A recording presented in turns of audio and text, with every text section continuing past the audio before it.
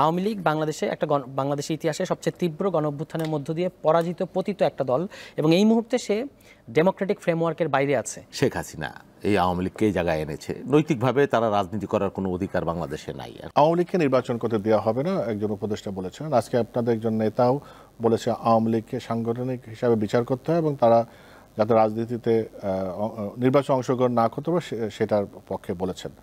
আওয়ামী লীগ নিয়ে আসলে আপনাদের দলের অবস্থানটা কি? নির্বাচন যদি নিষিদ্ধ না হয় তাহলে নির্বাচন করতে পারবে না কেন?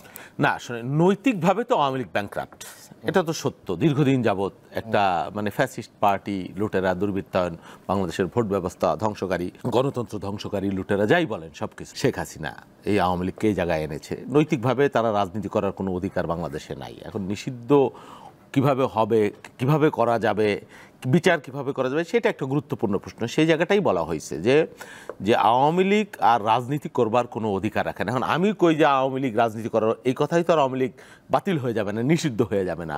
তার জন্য কিছু প্রসেস আছে, প্রক্রিয়া আছে, সেই প্রক্রিয়া গ্রহণ করতে হবে। আমরা যেটা বলেছিলাম যে ফার্স্ট অফ অল এটা একটা জুডিশিয়াল প্রসেসের মধ্যে যদি যেত, এটা রাষ্ট্রের দায়িত্ব, সরকারের দায়িত্ব, তাহলে জিনিসটা দেখতে ভালো শোনা যায়, শুনতে ভালো শোনা যায়। না হলে আপনি বললেন নিষিদ্ধ করে দিলাম, বা আমি রাজনৈতিক বিএনপি বললাম নিষিদ্ধ করে দিলাম, এটা বা অন্য কেউ বলে দিল, এভাবে তো আসলে নিষিদ্ধ হয় না। এতে করে বিশৃঙ্খলা তৈরি হয়, পরিবেশ নষ্ট হয়, হয়। তবে এটা দাবি উনি যেটা করেছেন এটা সত্যই করেছেন যে আওয়ামী লীগের আর বাংলাদেশের রাজনীতি করতে দেওয়া উচিত না, বা রাজনীতি করবার তাদের অধিকার নাই, নৈতিক অধিকার নাই, এটা সত্য। আমরা স্যার তুষার, আওয়ামী লীগ নিয়ে নাগরিক কমিটি বা যে নির্বাচন, যে নতুন রাজনৈতিক দল করতে যাচ্ছেন, তাদের অবস্থান কি হবে? দেখুন, আওয়ামী লীগকে আমরা যদি রাজনৈতিক, অনেকে যখন আলাপটা করে তখন আওয়ামী লীগের নির্বাচন করতে দেওয়া উচিত, জনগণ আবার সিদ্ধান্ত নেবে, এই ধরনের কথা যখন বলে তখন তারা ধরে নেয় যে আওয়ামী লীগ একটা ডেমোক্রেটিক ফ্রেমওয়ার্কের মধ্যে আছে এবং তারা নির্বাচনের মধ্যে দিয়ে পরাজিত একটা দল, যারা বিরোধী দল হিসেবে আছে, সুতরাং তার ব্যাপারে আমরা হয়তো আলাপ করছি। আসলে কিন্তু ঘটনাটা সেরকম না। আওয়ামী লীগ বাংলাদেশে বাংলাদেশের ইতিহাসে সবচেয়ে তীব্র গণঅভ্যুত্থানের মধ্য দিয়ে পরাজিত পতিত একটা দল এবং এই মুহূর্তে সে ডেমোক্রেটিক ফ্রেমওয়ার্কের বাইরে আছে এবং তাকে ইতিমধ্যেই 5 আগস্টে তার বিরুদ্ধে জনগণ বিরাট একটা গণরায় দিয়েছে। আবার তাকে নির্বাচনের মধ্যে পরাজিত করার কোনো দরকার নেই। সুতরাং আমাদের অবস্থান খুব পরিষ্কার। আমরা বলেছি যে নিষিদ্ধ করা যাবে কি যাবে না সেটা একটা জাতীয় ঐক্যমত্যের ভিত্তিতে করতে হবে, কারণ এটা একটা অনেক বড় সিদ্ধান্ত। রাইট। কিন্তু যেটা করতে হবে সেটা হচ্ছে দল হিসেবে আওয়ামী লীগের বিচার হতে হবে, এই ব্যাপারে কোনো সন্দেহ নাই। বিচার হতে হবে অনেকগুলো কারণে।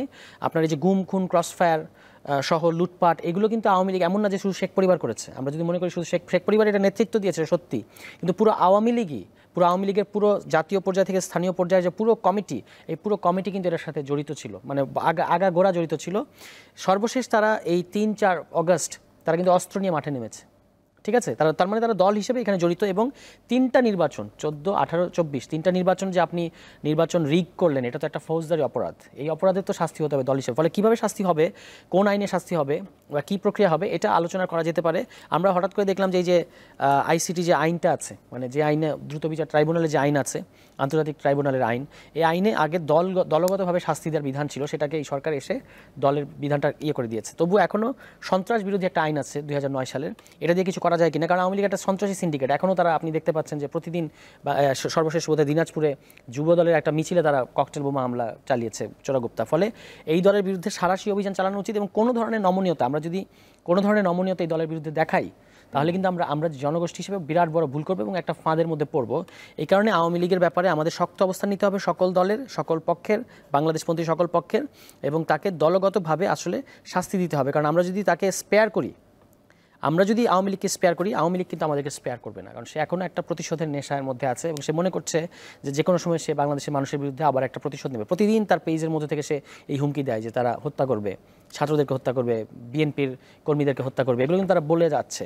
ফলে তাদেরকে কোনো ধরনের ছাড় দেওয়ার কোনো সুযোগ নেই, তাদেরকে দলগতভাবে শাস্তি দিতে হবে, বিচার করতে হবে। বিচারের মধ্যে দিয়ে যে শাস্তি আসে, কিন্তু অবশ্যই সামনের অন্তত 3টা নির্বাচন, আমি বলবো যে যেহেতু তার 3টা নির্বাচন এই অপরাধ করেছে, 3টা নির্বাচন তাদেরকে এখানে অংশ নিতে দেওয়া উচিত হবে না।